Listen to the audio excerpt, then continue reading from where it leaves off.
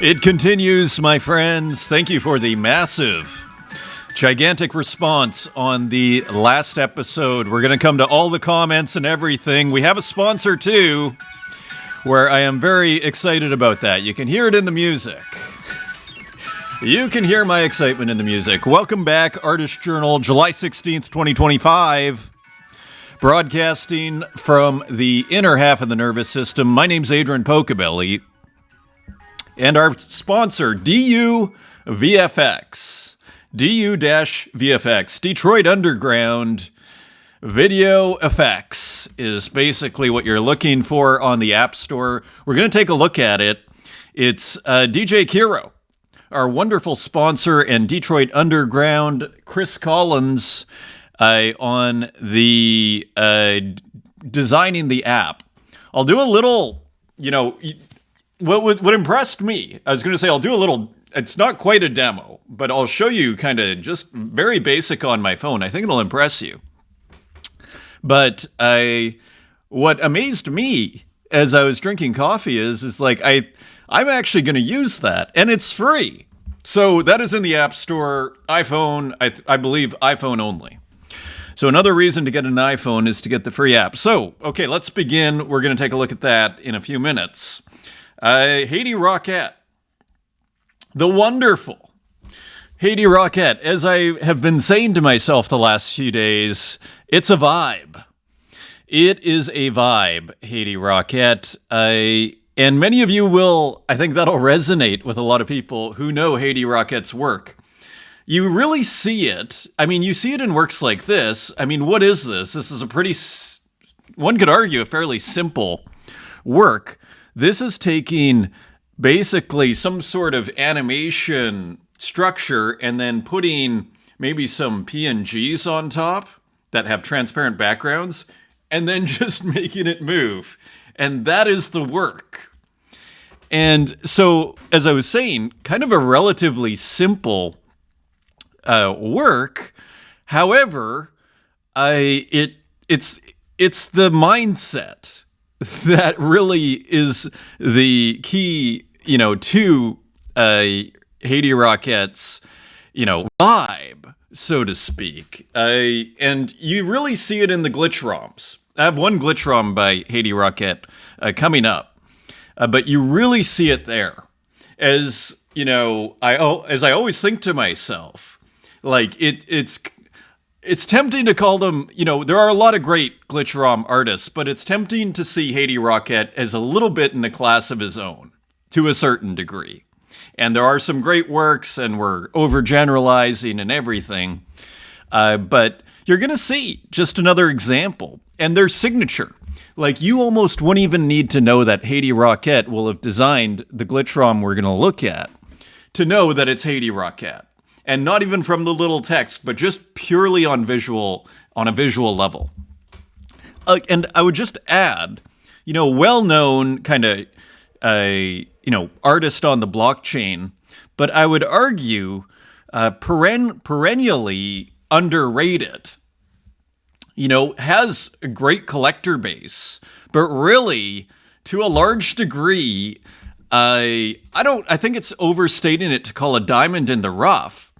But, could be celebrated when, at least in my mind, when I think of, again, the vibe, capturing, really don't want to overstate it, but capturing the vibe of the generation in many ways. The humor, as you'll see, kind of like, I don't know if this is Max Headroom here, like, the humor, the fun, the radness. It is rad. So, as you see here, and it's just across the whole thing. Restart with capital and small case letters, the check mark, the humor. Restart even here. True color. And then you have these digital colors. Hilarious. A master of the GIF. And if you go to Haiti Rockette's X page, which we will, it links you to Giphy. Kind of like a unique personality here, a very defined personality. You might even say, I'm almost tempted to call it, and again, I'm not sure if these are the right words, but a very defined intellectual style, one could argue. A way of being, But let's continue. But look at how awesome this work is. Okay, and again, as I was remarking with Dan Control in our discussion together here last episode, a remarkably simple work. And so, which is not easy. So these sold for 33 Tezos on primary, edition of 9. And as you see, probably a similar, if not identical, algorithm, so to speak, or kind of moving thing, or very similar. And let's change up the icons. And this is called change. And what happened here? This is an edition of 1. And there's 666 and everything. So more icons, more kind of Windows 95, right? I mean, it's almost tempted to call, this, I almost want to call it retro chic. Like you could have a t-shirt with the Internet Explorer logo, frankly, with any of this stuff. And it would be pretty chic, wouldn't it? You could walk there in the 6th arrondissement in Paris and feel pretty good about yourself. So here is the page on Object, and already in an offer. I mean, it's a 1 of 1, and Haiti Rocket rarely puts out 1 of 1s, so 117 might not quite cut it. But we were looking at this earlier, some earlier versions. Again, Bart Simpson, and using different processes.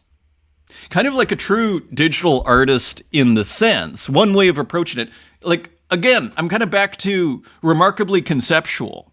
Goes in, finds some tools that he likes to use, finds a process, and then just kind of hammers away at the process in like a billion different iterations, whether it's the glitch ROMs, and then we had the Skeletor kind of meme-ish, right? We have over here, and I think has like billions of views on Giphy, right? Now, a view on Giphy might be a GIF flashing, so it may be, not everything it seems, but again, I could be wrong about that too. Like, I mean, the work has been seen. A true internet artist is another way of describing him. Has pesky ASCII works and these wonderful glitch ROMs, and we're going to see more. So here again is this new series minted on Taya, or Hic Nunc Contract, interestingly. Here's Exit. So again, kind of making these compositions out of the components of Windows 95, seemingly. Pretty awesome. Exit F3, right? Which, we don't really use. Do we have F keys? I had to look down. Do we have F keys anymore? Okay.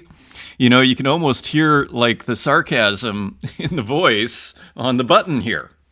So just kind of really rad works. And again, it's sort of like Warhol there's something almost very Warholian, in my opinion. And I love Warhol, so I have a really kind of soft spot in my heart for Haiti Rocket's work. It was the work that kind of, Rada's work got me on Object, but it was Haiti Rocket's work where I really kind of became a collector and looking at, the Kurt Hustle Collective in his collection, and then going, and he was the first kind of artist I collected after Rada, who I kind of bridged over. I was like, I just want that pixel art piece of the guy on the horse.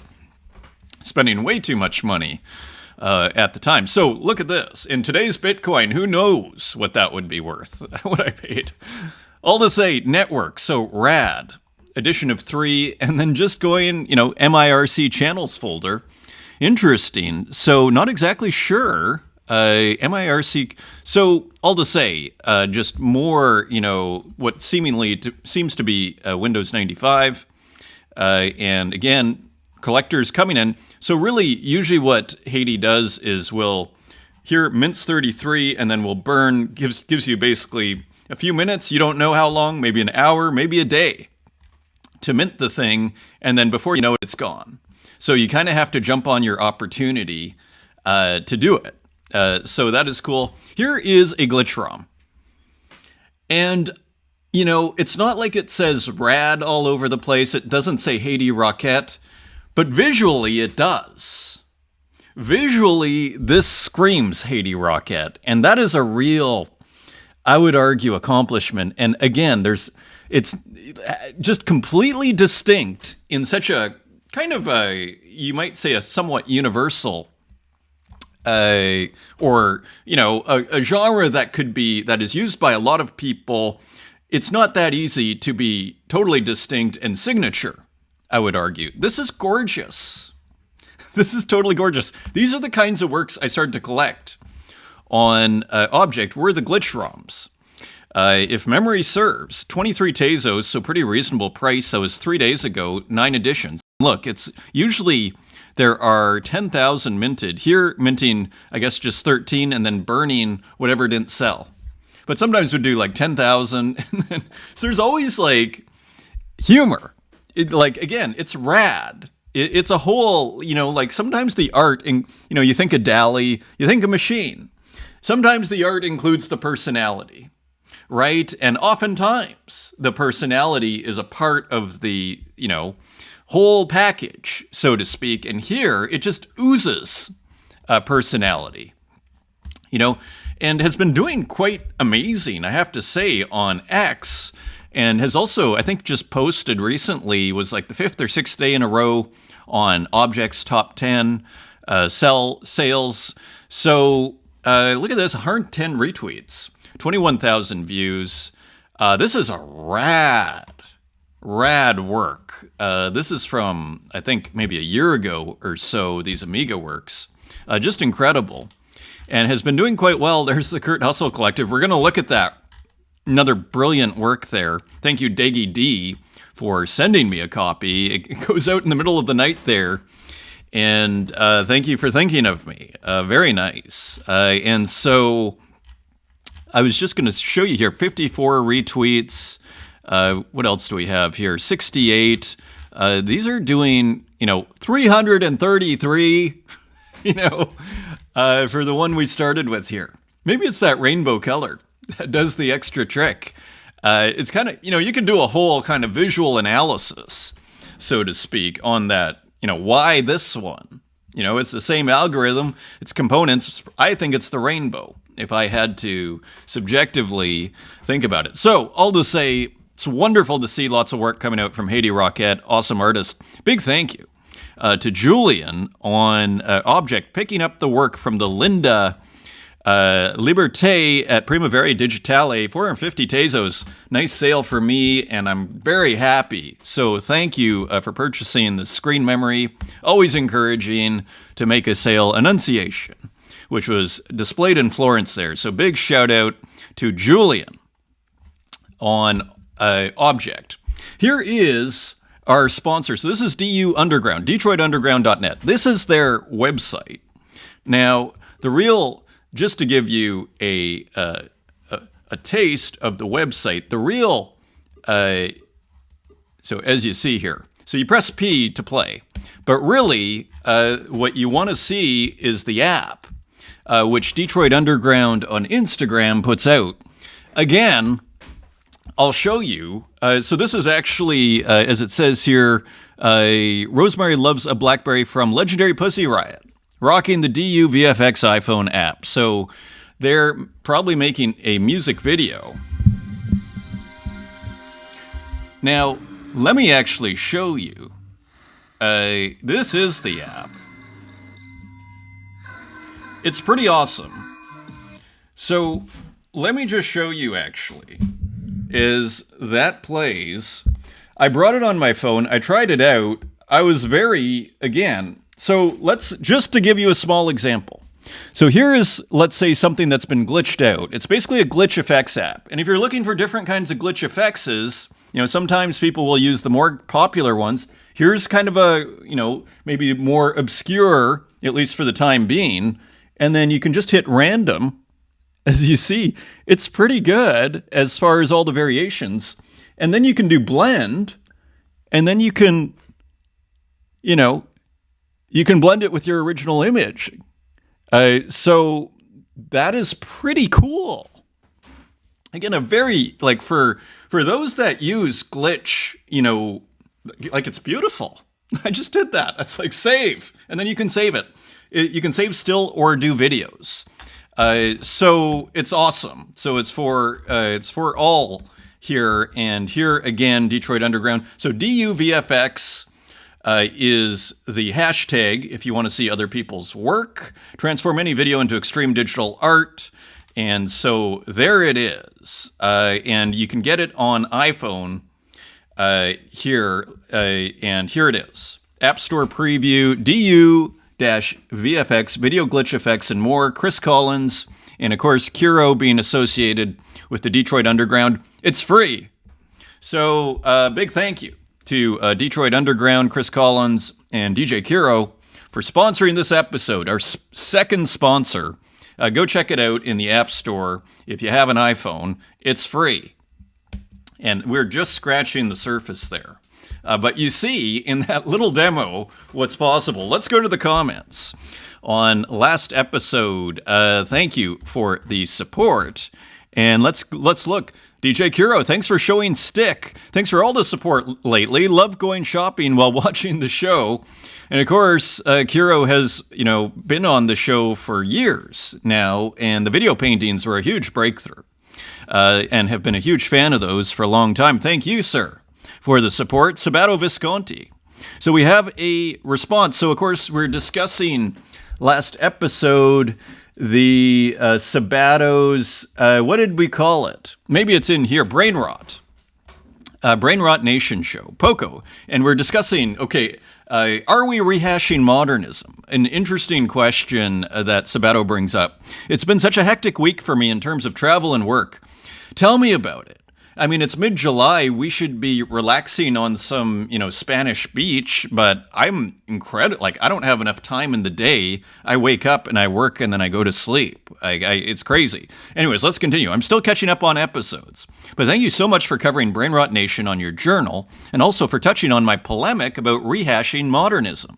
That's definitely a loaded term, and as a modernism lover myself, I was referring to the Web3 art space in general, and not to the kinds of works we see on Tezos and on your journal. Although I would say, in a weird way, I would say, though, they do have certain parallels with modernism. Let's continue. For what it's worth, I think that you've been wonderful in helping promote new aesthetics in this space, and I don't think we would have seen artists like Waffles, Martin Bruce, RJ, and Salawaki blow up like they are now without your continual support. Well, it's a very nice thing to say. It's kind of one wonders how much impact that the show has actually had, and if that is helping all of these amazing artists, then we're getting somewhere here, aren't we? As I roll up my sleeves. So let's continue. And so it is interesting. In a sense, yeah, let's continue, because it is like a big topic. You could almost spend half an hour kind of unpacking and defining and then recontextualizing what we're talking about within, the works that we see. Let's continue. That said, I think many of the so-called grails in Web3 are throwbacks to 20th century art or earlier. Much of the generative art, for example, like Fidenza or Gazers, recall post-World War II abstract and op art movements. Also, in terms of AI, Claire Silver dropped a big collection on the same day as my Brain Rot curation, and I think this is the perfect example of the contrast. Yeah, in a sense, like if I am reading this right, I think this kind of comes back a little bit. I think we could say to the crypto art versus art on the blockchain distinction is another way of kind of putting some categories, some kind of abstract categories on this for the sake of organization. Her series, referring to Claire Silver, is beautiful, and the physical edition is quite exquisite in how it's made. But her aesthetics come off as conservative in both their references and presentation. Brain Rot is the total opposite. Indeed, it is not conservative at all. That is true. I have a teenage little brother who sends me brain rots. That's interesting that the teenage little brother calls them brain rots, or I assume. I'm not sure. The way we sent each other memes in the 2010s. The difference between memes and brain rot is that the latter uses visual overload as its aesthetic. It's kind of interesting. It's tempting to see parallels with what happened to techno. like, or what I loosely call techno, but, electronic music in the 90s and early 2000s. I mean, sometimes you look at these festivals and I don't recognize the music. Like, it's just like, it feels like it's just hit you over the head kind of music. It's like, the opposite of, kind of liberation. It feels like this it feels dark. And I sometimes wonder, like, and so when you talk about brain rot being, like, it feels like of it being a visual overload, it kind of feels like a similar kind of like, just pound you. You know what it is? I mean, another way of putting it. And I always bring it back to Ballard. I would argue the great, frankly, I almost have too much of an overstatement to say here, but the reason I keep talking about J.G. Ballard is because he was the most original thinker of the 20th century and probably the best philosopher, I would argue. And people go, oh, well, what about Ludwig Wittgenstein and all this sort of thing, or all these, who is it who did the scientific stuff? So what do I know? My expertise is more, frankly, so-called expertise is in classic philosophers more than anything, the Greeks. Nevertheless, it comes back to his notion, this philosopher of media, this artist, this surrealist thinker, where, we no longer feel anything. The death of effect, as he would call it, because we're getting war footage juxtaposed with soft drink commercials. We don't ever feel anything, right? We see a tragedy on TV, like a plane crash, and we struggle to feel, right? And so, to me, this kind of, like, is that what's going on with the arts when we look at the music that's bashing you over the head, or brain rot? Like, is this what we have to do to feel something?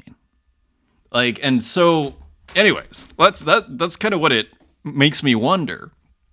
I don't know if this will be hugely influential in the long term, but I think this period in time will be remembered by all the slop and brain rot we see in networked media.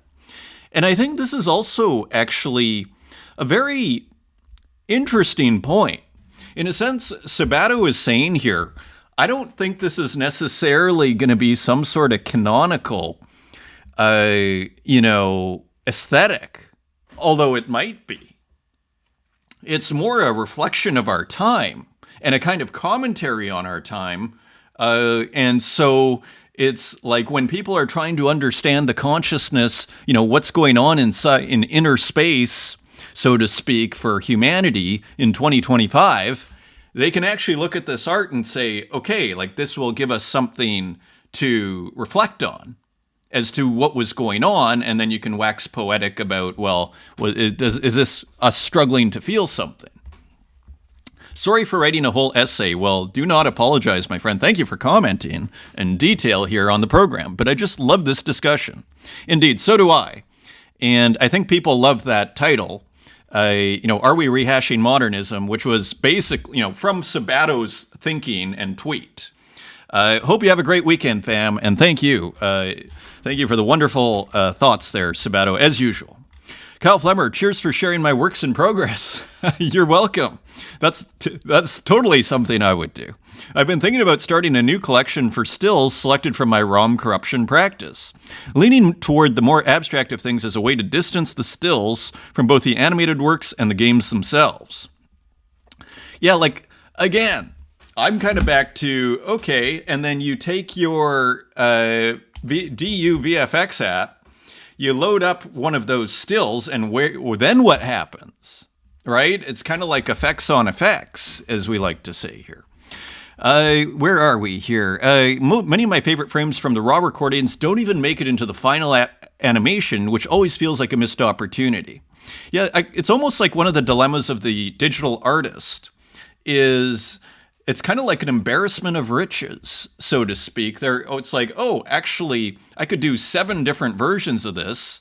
Actually, I could do 30 different versions of this. So how do I, balance out the amount of versions with also, not screwing up the collection and not feeling like, pushing. Maybe I should just make 30 if there are 30 good ones. If you have 100 great stills, maybe you just make 100 great stills. This is the dilemma, I would argue, because we're still in physical mode where it's like, well, this precious thing, and it's like, that is the masterpiece. And it's like, maybe it's a different paradigm.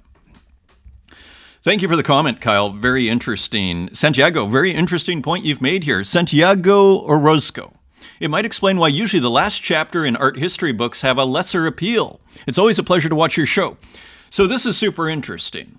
So I believe referring to this where aesthetics, the discussion where there's a time, like I remember being in art school in the late 90s, early 2000s, where, making something pretty was almost like the akin of like, oh, isn't that cute?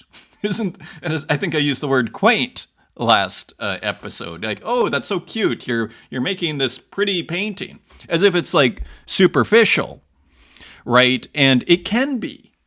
Like, there is something to that argument, but it gets taken way too far. And if you just go, oh, beauty doesn't matter, sensation doesn't matter, then you're kind of left with a bunch of ideas. And this is why, to your point about the last history and art history textbooks, that's why it all became about the artist's statement at that time. It became about writing, I would argue. And then the art on the wall is just like an example for the writing. That's what happened, in my, humble opinion. So indeed, if you're looking at the textbook and you're in your art history textbook and all of a sudden you're at the last chapter and you're like, where's all the, the beautiful art, so to speak? Well, kind of turned into artist statements, I would argue, to overgeneralize. Musty art and many exceptions, of course. Thank you for the comment. Musty, thank you so much for featuring Poco. It's a shame super high resolution pieces are laggy when zooming in for some people, myself included. I think I need to reduce the file size. And yeah, don't worry about my computer.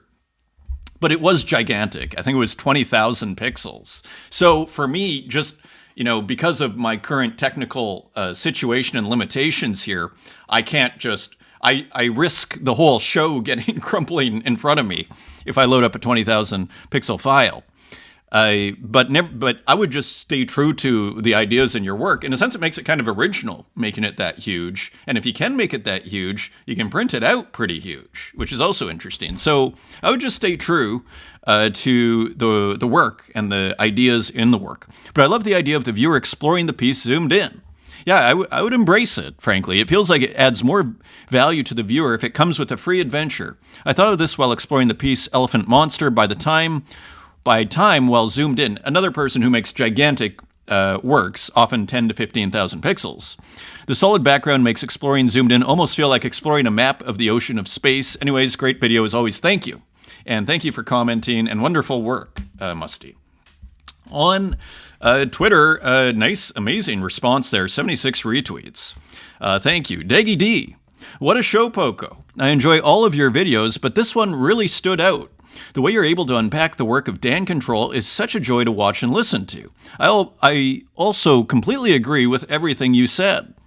Yeah, I'm so happy to hear that. And it's quite interesting for me because, again, I'm kind of, as I say, I swim in the Kool-Aid.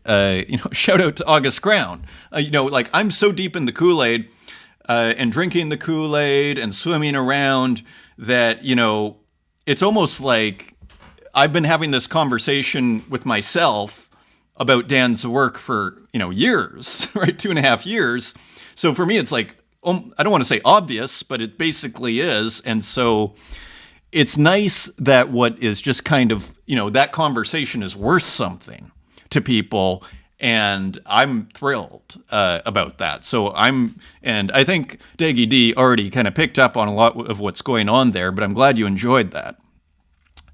So let's continue with the comment. From my point of view, I'd add that his work also feels like a performance. I agree. We're almost back to the personality aspect. Like there is a certain degree of personality in Dan's work, one that unfolds somewhere between the practices of Andy Warhol, Richard Prince, and Shan Buddhist monk, and a Seon Buddhist monk who finds peace in repetition as a way to burn through mental distractions. Interesting. Dan Control's entire oeuvre feels like an ongoing battle between himself as an artist and the machines that endlessly reproduce images, and your commentary adds so much depth to that idea. I also love how you talked about Magritte, one of my favorite painters. It's so, as I think I put in the comment here, someone who's truly standing the test of time, Magritte, and even acceleratingly good. Like, it's very interesting how this happens, how time does its work. It's so rare to hear people talk about art in a way that deeply resonates without ruining the magic of experiencing it. Keep on doing what you're doing. Well, thank you for the wonderful comment. And yeah, that Magritte is one of the most astonishing works, I would argue, of the century. Back to Ballard, he would compare the surrealist painters, the works of the surrealist painters, such as like the one we saw, The Annunciation by Magritte, as, discoveries on par with, the discoveries in quantum physics and the sciences. Like, that is how important, in a sense, the importance he placed on these works. And I would argue with works like The Annunciation, you start to go, well, he might have a point. Because, you're almost like stuck for words. Like, where, what, like, you're not going to find that anywhere. Like, if Magritte hadn't made that work, that discovery, so to speak, would not be made. And what a discovery that is. So, all to say, thank you, Daggy D. Great to hear from you. And thanks again for the Kurt Hustle Collective work, sending me that. Kurt Hustle Collective's selling out at 50 Tezos. Incredible. 1,000 lands. I could not stop myself. So I believe this is, we'll see if my internet works. This is that, I don't even remember the name of the artist, but the artist who was doing the Jackson Pollock, or the musician, Ed Sheeran. So I assume an AI version. Pretty hilarious. Was this minted? It was. Thank you, 1,000 lands. Hilarious. Stuart, thanks for another great show. You mentioned your understanding of art history as much of your foundation for collecting. This is an exciting question, actually. Could you recommend what you would consider essential books, classes, etc., that you found most impactful? Thank you. You know what the most impactful thing I did? Probably, in terms of just learning, I'd say three things. I mean, I did English literature. I did visual arts and English literature as an undergrad, and then I did a master's in English. You know why? Because it was more brain food, because in the visual arts class, I was hearing stuff about how quaint it is that you're trying to make something beautiful. Like, I wasn't learning anything, I would argue, in the studio arts classes. Barely anything. Maybe a little bit of color theory was what you walked away with. So as far as things that you can do, I'll tell you what I did. Because I really wanted to know these paintings. Reading a lot is incredibly important. However, I would say, and those primers on modernism, minimalism, that stuff's very useful. So definitely, that stuff for sure. But to really know the paintings, you know what I'd do when my parents would go on vacation? It'd just be me in the house on the rare occasions when I'd have the house to myself. I would get all my art books, on both, all 15 art books, and I'd place them all around the house. And I would open them up to a painting, for example, to Magritte. I'd have my Magritte book, and then I'd have a painting. And I'd literally just make it a part of my everyday life, in a sense, for that, 2 weeks or 3 weeks. And I'd just walk around the house, have a coffee, and these things would just be around me. So I'd have 20 paintings that I'd literally be living with. And I'd just do my everyday life. And then so you truly get to, because how do we normally consume paintings? We're either in the museum, you have 30 seconds, and frankly, like, I take 15 seconds, oftentimes 20 seconds, it's enough. And you'll see criticisms of that, like in The Guardian or wherever, saying like, can you believe people only spend this much time? I don't need like a huge amount of time to like stare at every little brush stroke. Like, I can just boom, boom. And so that's what I recommend, to just get to know the paintings. Is you want that, because otherwise you open a book and then you close it. and then, maybe you open it again in a month or in a week. And that way, the way I was doing it, even though I do it for, they only went away for like 3 weeks, 3 weeks, like twice. But you wouldn't believe, spending basically 14 hours a day with these works, like you just feel like you have a library of these images, at least of surrealist images for me, in the back of my mind. And then those memories can basically will start to kind of do their own conversation without you even, frankly, being consciously involved. And you'll start to have comparisons, and you'll start to just know the work. So it becomes about knowing the paintings. And I would also say, you got to read up a little bit. And I'd also say, like, what I did, I don't do it as often now, interestingly, but from age, 19 to, let's call it 40, so about 5 years ago, and I still do this, just not as much, because now I'm more familiar with it. Every time I traveled, I would the main thing to do was go to the museum, whether it was the, Parthenon or the Acropolis Museum in Athens or the Vatican. Like now when I go to Rome, I don't go to the Vatican as much, but I feel like, and I would love to do that, I'd still go, but I've done it so many times that like, where you actually know where everything is, where you don't need the instructions, you can just go, let's go to the Pinacoteca just over there, and we'll check out the Raphael's Transfiguration. And then if we go a little bit around the corner, we'll see Leonardo's St. Jerome, and you'll be like, oh, they moved it. They moved it over there. Like you want to get like where it's familiar. Okay, so I hope that helps. That's the most important thing. And then when you read, you're just going to have that library right there, right? So visit a lot of exposure, do a little bit of reading is also important. So just the obvious stuff. There is no book. Really, I mean, that's almost the real takeaway here. There's no book. One other thing I'd say to really fill in the gaps, which I haven't mentioned, is the Great Courses. The Great Courses Plus, who never gave me a link. I think they were looking at my Instagram, not my YouTube, as I advertised for free for the Great Courses again. They have several kind of William Safire. No, not William Safire. That's a columnist for the New York Times. But I'll bring them up sometime. But there are art history courses there, surveys. Some of them go through the history of Western art. Some just focus on the Italian Renaissance. They have one on Leonardo. They have one on Michelangelo. They have Dutch painting. They have Ari Soltz or something who is looking at the, different, like the sacred and the profane, completely different angle at looking, but also where I learned a lot about how, a Matisse, a Manet will be quoting, in La Déjeuner Célèbre will be quoting, the Roman, statue god that all of a sudden you go to the Capitoline Museum in Rome and you say, oh, that's what that's where it is, right? And that's the work that Manet is loosely quoting, either through illustrations or from going to Rome, doing the Grand Tour, etc. So a lot of traveling too. Great excuse to travel. Thank you for the comment, for the question. Feel free to keep us posted. And any more questions, thrilled, as you see, I can just go on and on here. Martin Joe. Thanks, Adrian, for showing my work. I'm having a lot of fun with the series made on Sprite. Love that series of The Myth.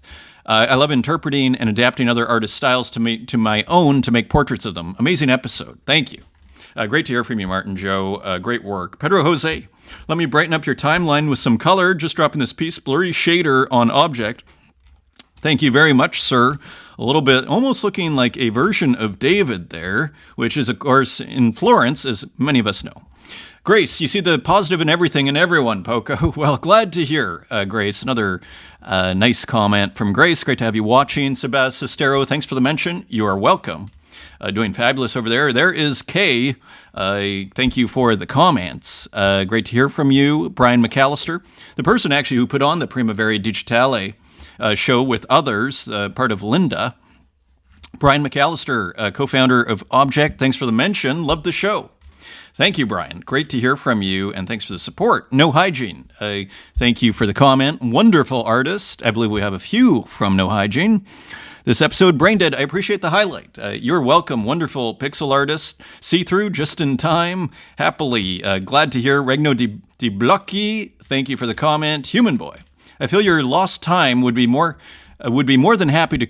I feel for your lost time. Would be more than happy to contribute when you figure out a way to donate.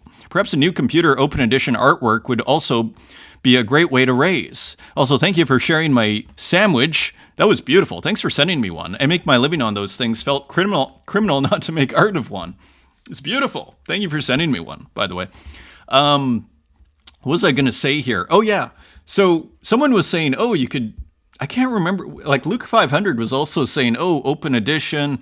I think mentioned something about green tea. I was like, oh, I could do computers and green tea as like an open edition. So anyways, thank you for the ideas. Very cool. Eventually I will act on it. Nostalgia Unlimited. Thanks for the mention, Poco. Love the selection this time and all the texture flowing from it. And I think, and Ile, sorry you lost the first 45 minutes. Glad you rallied. Thank you. Glad to hear from you, Ile, and thank you for the post. I'm not sure if I really remembered. I think I wondered to myself if the boxer was a portrait. Thanks for posting that Waffles boxer from way back when. That was cool. Jada, great show. Amazing art as always. Thank you, Jada. We have another one from you. Ariel, thank you for the comment. The mothership of the imagination does not stop. David Lockhart, thanks. Hey, Adrian, your analysis is hopeful. I look forward to next episode. Thank you, David. Musty, don't fear too many. Poco doesn't fear too many tabs. Too many tabs fear Poco. Thank you, Musty and Patrick. Love so much every show. Thank you, my friends. What a wonderful community. And speaking of which, so if you're looking, like we were seeing our friend there posting work in the comments, this is where you post it, on the Artist Journal community, as we lose our internet.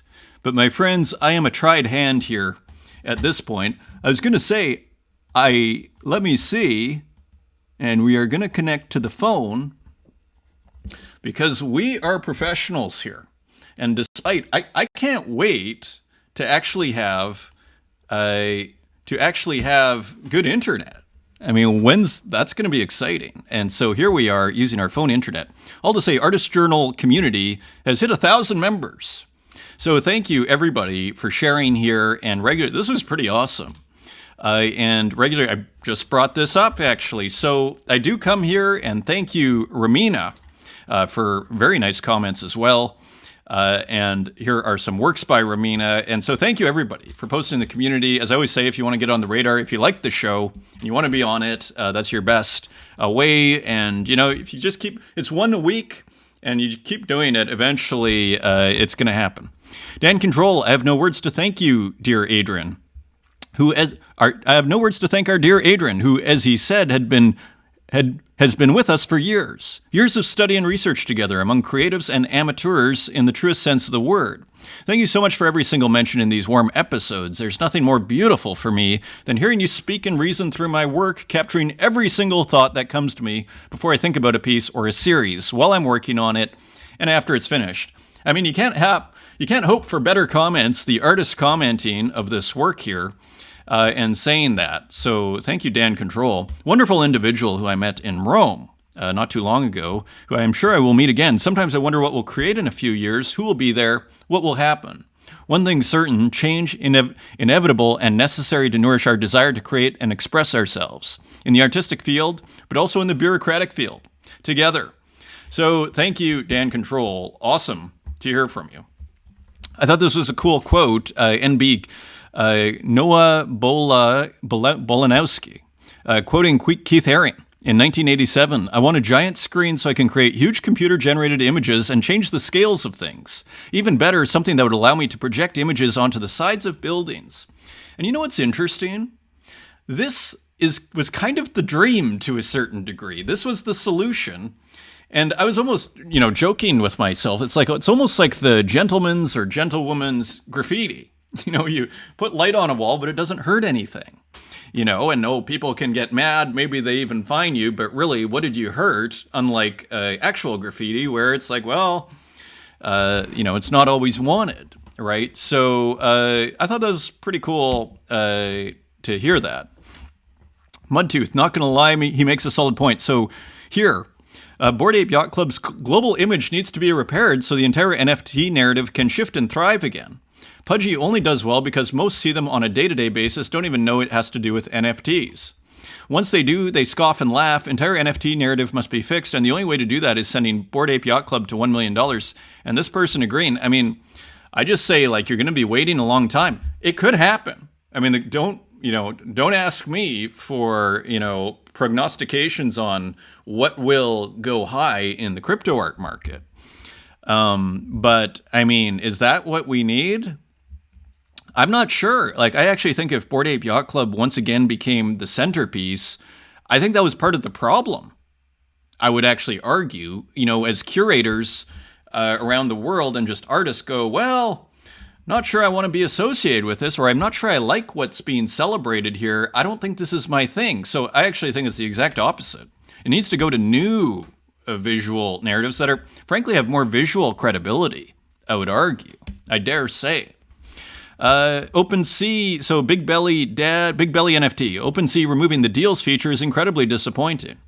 It was one of the most important tools on the platform, not just for traders making high-value swaps, but for collectors who wanted to safely build and refine their collections. Frankly, it was the best aspect of OpenSea. So OpenSea has done a rebrand, and I don't think it's working. Like all I got was a pop-up I wanted to close and just immediately close. And then if I wanted to check out that sort of stuff, it's like, okay, go to the safety of Magic Eden. So it's kind of back to these like 2021 rehash vibes. And so kind of interesting there. It's kind of like, I feel it's kind of a similar feeling I have as the Bored Ape Yacht Club. Let's just let OpenSea, let's just forget about it. It's kind of my own kind of vibe on the whole thing. Alejandro Cartagena, I don't want to read all of this, but I did want to highlight this. Contemporary art of the past 50 years has been about de-skilling the gestures, ready-mades, conceptual art, photography. And now we've arrived at the ultimate de-skilled tool to create images. Everyone is against it. The irony of things. It's an interesting concept. I've never actually thought of that. This notion of de-skilling. And yeah, like it's, put it this way, and it kind of brings up weird questions. Because now, de-skilling, the important thing actually, and to be fair, the gesture. So de-skilling the physical, but so it's almost like, and I think there's something to be said for it, but it doesn't mean no skilling. It means the skill has moved from the hand, so to speak, to the mind, I think is like another way of putting it. But skill is still required. So I'm not sure de-skilling as a term on its own works. I mean, I think you can say de-skilling the gestures. Then we could say, yeah, okay, fair enough, as it says here. But if you just say de-skilling is the, how art has progressed over the 20th and 21st centuries, I disagree with that. Maybe you could argue the gesture itself has become less important, though. That, I think, there's something to be said. Although, I mean, again, you look at a Basquiat, and you look at the gesture, and you're just you marvel in amazement, and that's the 1980s, right? So, hard to say. You look at even some of these more recent artists we're looking at on Instagram. So, interesting concept. So I share it here. Pixel Art Park, so this is translated. Pixel Art Park 8 on August 3rd. This looks like it's in Japan, in Tokyo. The world's largest pixel art festival is back and better than ever. A total of 130 groups from around the globe will be exhibiting. So how cool is that? So the Japanese pixel art scene just continues to roll on its merry way. So thought that was interesting. Yuri J, just in the studio. Of course, I follow Yuri J, and I thought it was kind of interesting. I assume this is Photoshop with the disembodied. You can't even tell anymore because so many people have taken that paradigm. I mean, Photoshop took that paradigm arguably from these earlier, Amiga and other types of softwares, the toolbox, so to speak.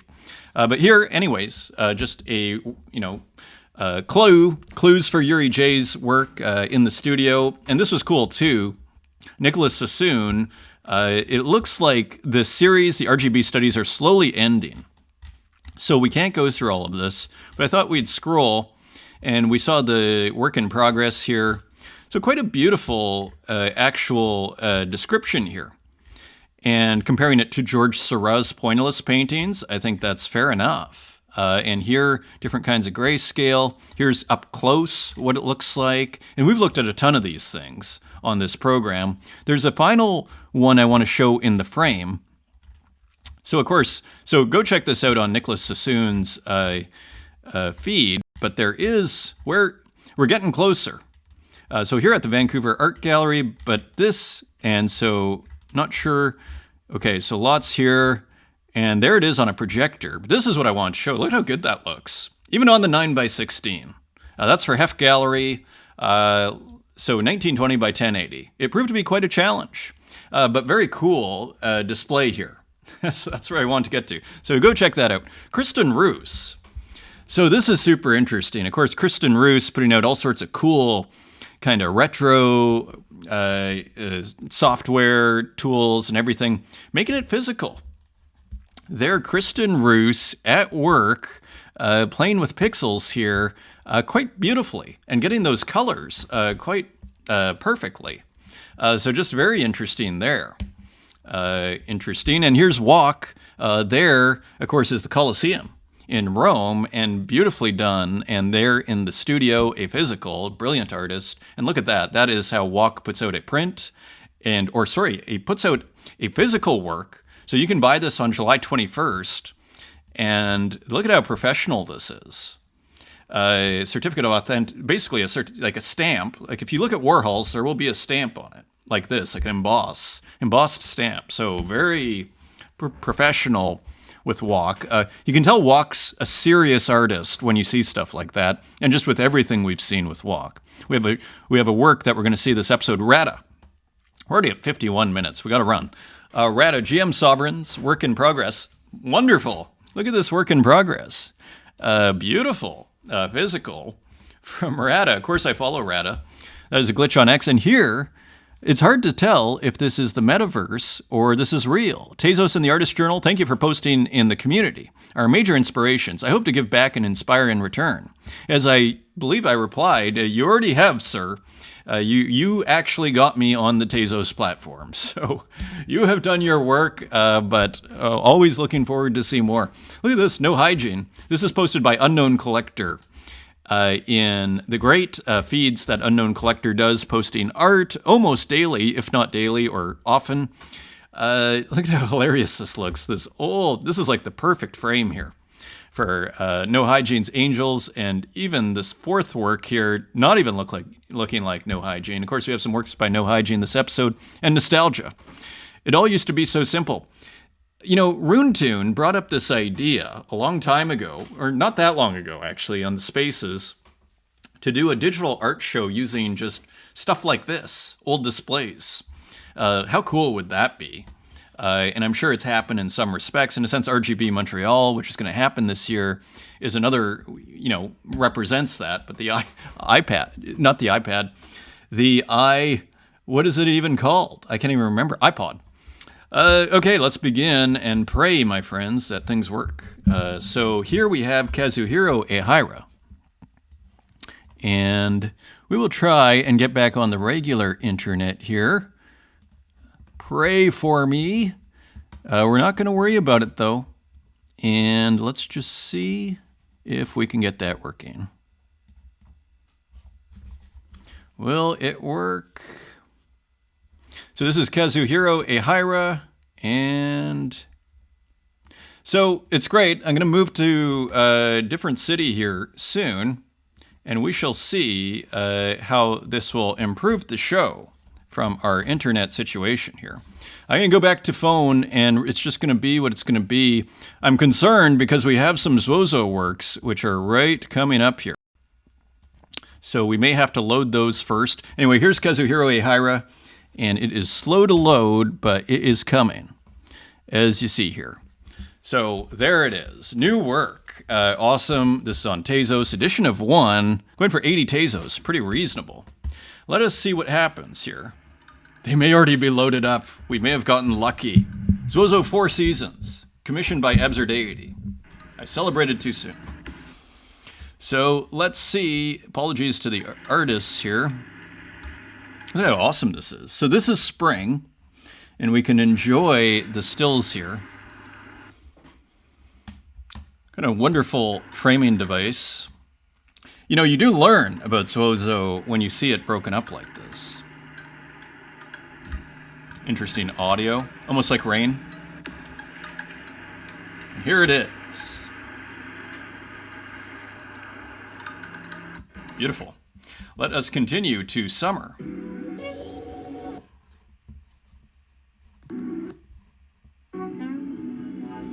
As it reloads.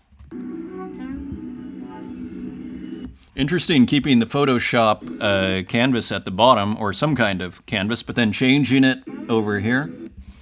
And then someone was mentioning Ferdinand Léger in regard to NUV 1914. Also here, look at these gradients. So this is summer, and thank you for your patience here as we struggle.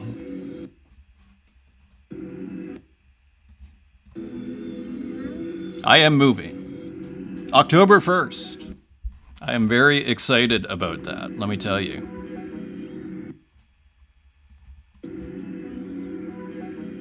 So awesome. Awesome work here as we struggle to get it working here. There we go. And now you can see it in real time. Thank you for your patience. I mean, it might as well be a live broadcast over here. So, again, thank you for your patience. Wonderful. And here is fall, which maybe let's actually, as this loads, let's actually look at the market here. So this one, okay, so it went to absurdity. This was a commission. So private sales, so to speak. So we don't know how much it went for. Look at that. So another gorgeous Four Seasons. We saw Martin Bruce.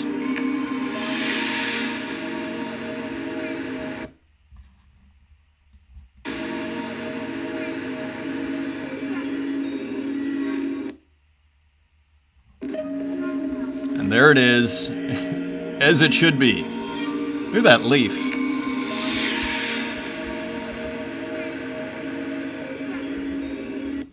Awesome. And finally, as we finish here, all going to absurdity, let's go. If it loads. Look at that.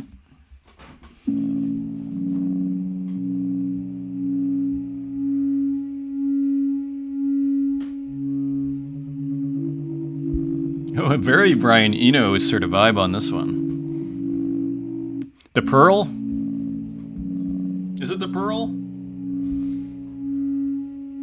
Thursday afternoon. Look at those stars. Spectacular 2x1 stars. Awesome. Winter by the brilliant, I think it's Chozo, actually. I could be wrong, though. Continuing on, 1,000 Lands, Pan Am Terminal, JFK. So more cool glitchery going on here.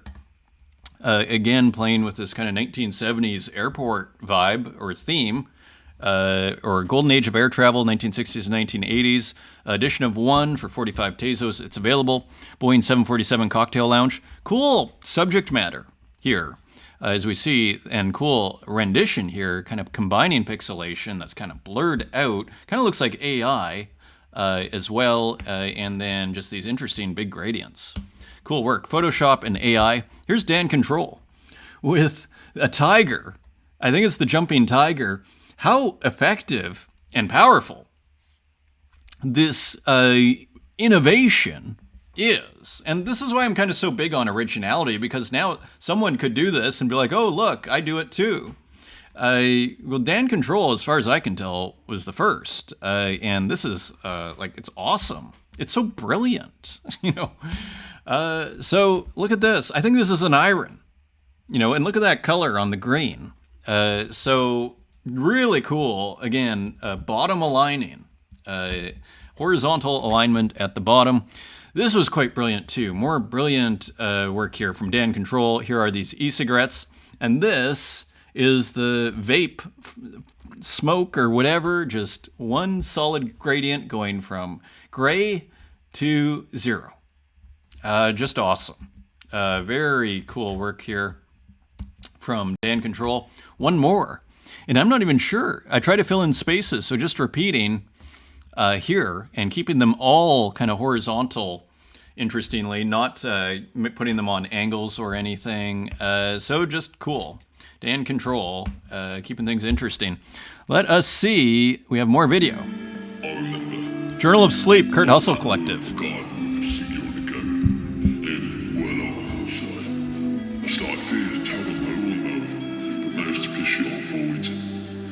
As I carried on through, I remember walking past this big hole in the ground, and that was when it took me down. So well done. Then this door appeared with Jimmy's face on it. He seemed happy to see me though, despite the fact I offered him last week. The guitar. Uh-oh. Then he opened up, and the light got red, before it got bloody well bright. And when my focus come back, I saw Darren come out. Here comes the hot dog. The hot dog angel. Bring him in towards him. Then, out of nowhere, it was lights out. I realised in that moment that before I lost Jimmy, I think I need to cancel this before my computer. to do me in 6 months before. So, amazing. But at least Amazing. I feel special. This sold out at 50 Tezos each, like immediately. Amazingly, Journal of Sleep EP 6, Episode 6. There it is. And these great outros. Okay, we gotta leave it there. You get an awesome 30-second outro. Let's continue. No Hygiene, posted by Zombie Drool. So I'm not sure if this is new or old. I quite like this as a still, though. Kind of nice and textured. We have some more here. This, I believe, is new. A heartbreak, or an arrow in the heart, with the angels. These iconic angels. Look at that. 127,000 views, 1.3 thousand retweets. So if you had doubts about No Hygiene, I mean, the public doesn't seem to. You know, and to me, it's amazing, 'cause I find this, like, such challenging, you know, but maybe I'm not the, you know, target audience here. Like, but maybe we're back to brain rot. Because maybe it's this hit you over the head, but here it's actually, I'd argue it's actually more aesthetic.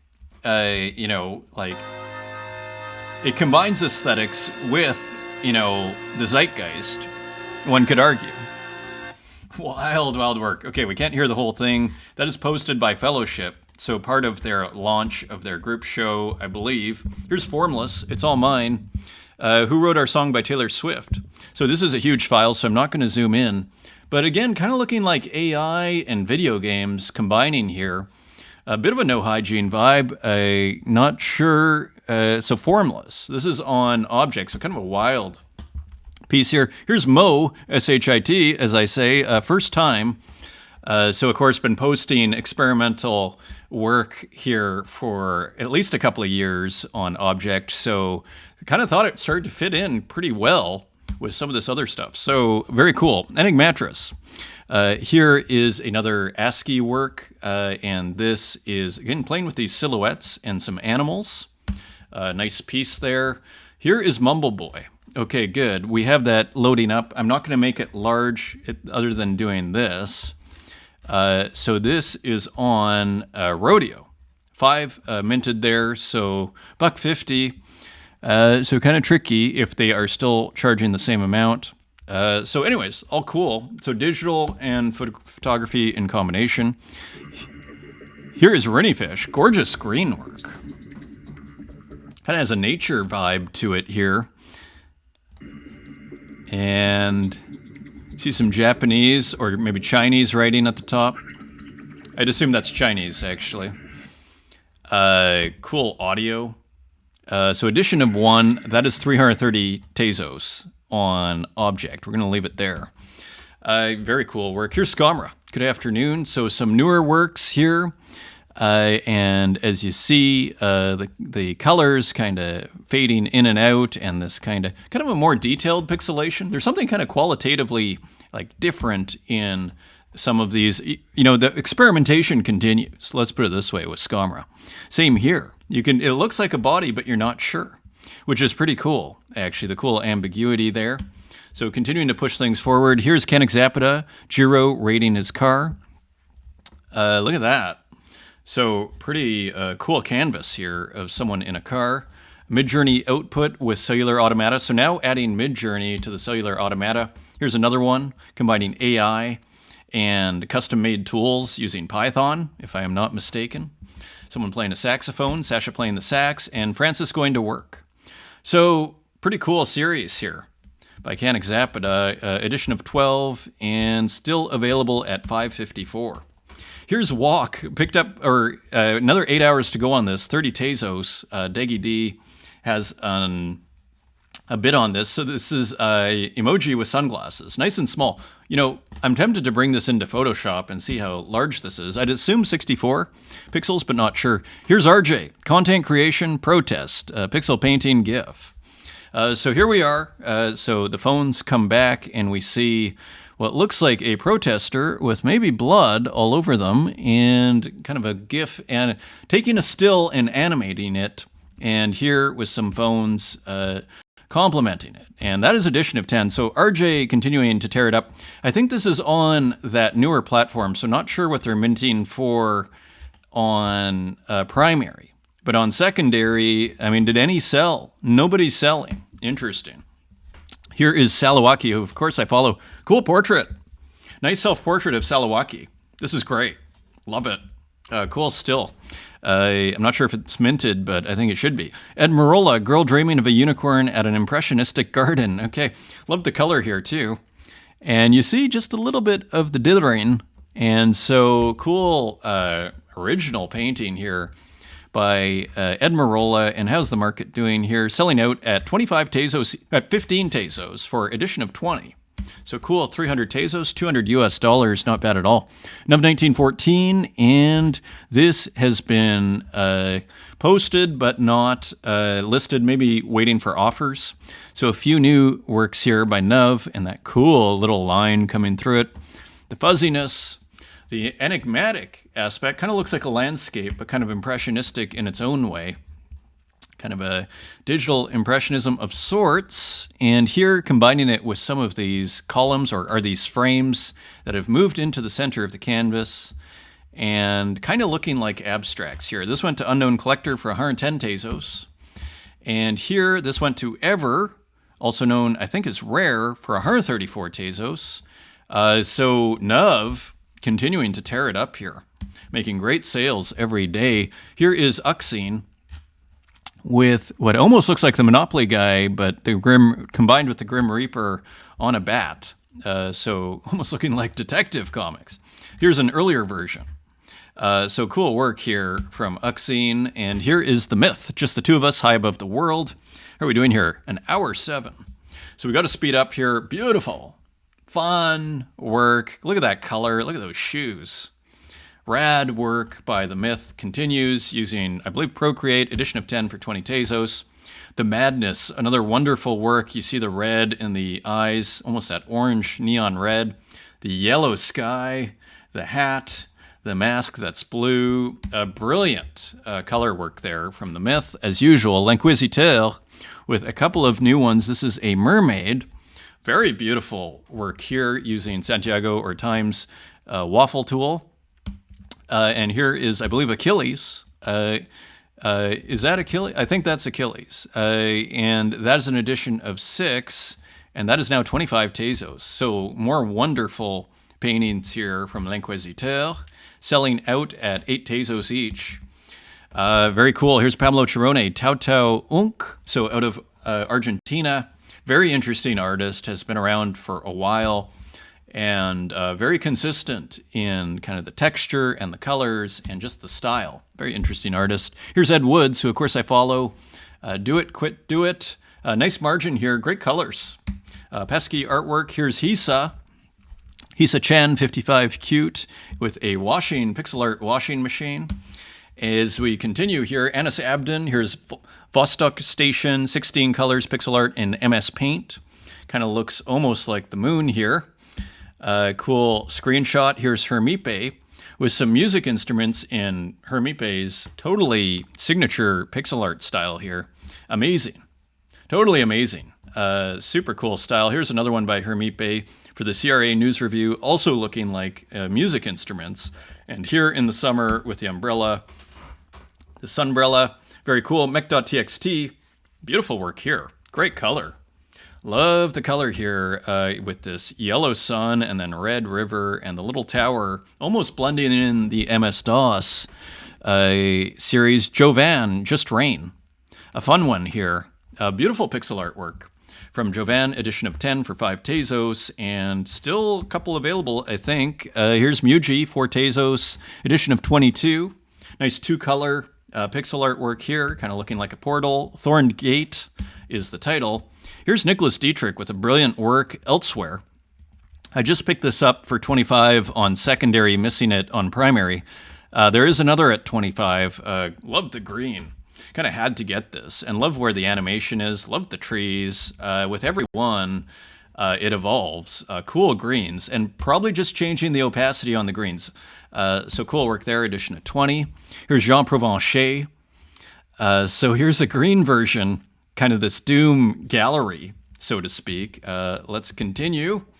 Here is Cassern, and this is a slightly different texture, is what you're going to see here with this car moving through. So just a slight different kind of vibe here. I'm not sure if we saw the car before either.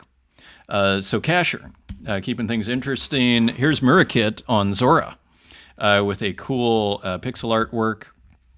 I really shouldn't be, there it is. You kind of got to see Murakit at full size there. Here's Kyle Flemmer. I won't leave these on too long, with different versions of Doom. Virtual Boy edition. This is really cool. Here's the teletext edition. Very cool. And so playing with different renderings. You know, back to our earlier conversation of all of the different ways you can do things with digital. Jada. It is a balancing act. It is a dilemma. It is a paradigm shift. Jada with a cool pixel art abstract here. So we race against the clock. Here's Feels with a beautiful animated abstract, and we have another one. Actually, look at this. This is on Object, and these went for 77 Tezos each, edition of 11. Beautiful work here from Tezos, classic Tezos artist Feels, edition of 11. Here's Oblivion Fields, and this is huge. I almost don't want to open it, but we'll take a little risk here. We won't zoom in, but more beautiful textures here. Not exactly sure what the subject matter is. It says meal, so maybe it's food. Digital collage, data bent, and assembled with audio imaging software. Here's another one by Oblivion Fields, Anura. And here's just a taste of the audio. I thought it was a GLB there for a second. Anura, edition of 14. Here is Violet Trip. Beautiful work here. This was on the homepage of Object, so nice choice there. Great piece. That has just been minted. So open edition for Tezos. Here is Amelia Versace, homage to the Tez Square, also just came out. So Joseph Albers is the homage, and so doing a kind of a minimalist homage to Joseph Albers here with different colors. Cool version here. Edition 5 minted so far, open edition. Here's Macrometry. Very cool abstract here. So it continues to be interesting with Macrometry. No description, no title. Pretty cool. But does have sales at 6 Tezos each. Here's Deepest Well, Lonely Deer number 6. So kind of, again, just kind of different take on AI here. As we see Animals in the Forest, Lonely Deer number 5. So all very interesting. You know, putting out a series, like it becomes more persuasive. You start to see, okay, there's a process here. Again, it's like the scientific laboratory of aesthetics here. Brain Rot Nationalists. So this was actually from Sabato's show. I didn't see it till now. Look at how beautiful that glitch is. That's classic. From a real glitch expert here. Very nice from Sabato. And kind of hilarious too. Is it Capybara? And almost like this tacky, like, AI video. Brain Rot Nationalists. Okay, awesome. So that is Sabato, edition of 6. That sold out at 16 Tezos. And here's David Klein, Lime. I assume this is AI, but I'm not sure. Either way, it's very original, what's going on here. So very cool work there. As we continue, and we have some works by Mr. Bezold.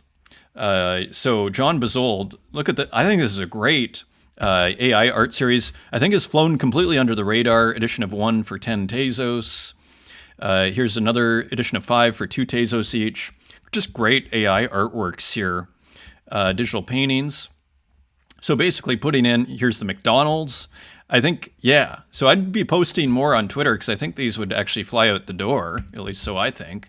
The McDonald's, just great work. So those McDonald's shoes, they should have McDonald's shoes. And a few more I think we have. Look at how great this one is. Very persuasive, isn't it? And it's kind of jarring in its juxtaposition. Jarring in a good way. Here, one more, a drone. So great series here. Some of them 1 of 1s for 10 Tezos, comments off. So great series here from John Bezold. And here's Strange Thing, someone else who combines kind of old paintings with modern imagery. And we see kind of an AI'd out Nike symbol there and the trademark pixelated eyes. Here is Mikey Wilson. I don't want to take part in your popularity contest. And here, just beautiful AI painting from Mikey Wilson. Edition of 10, and that is sold out at 10 Tezos. Nice work. Here's White Solitude, Shimmering Light. Another AI artist with incredible textures here. Very cool edition of 10, and those are 10 Tezos each, and they are moving. Half sold, and here's Bosque Gracias with more scans and physicals. So really a hybrid here of physical and digital, edition of 7, and I believe that's sold out. So they are moving. Glad to see that. And here's Die with the Most Likes with a cool painting. To finish us off here, getting some great contrasts. And that is your show, my friends. I hope you enjoyed it. Thank you for joining me, and thank you for all the support. Until next time, take care.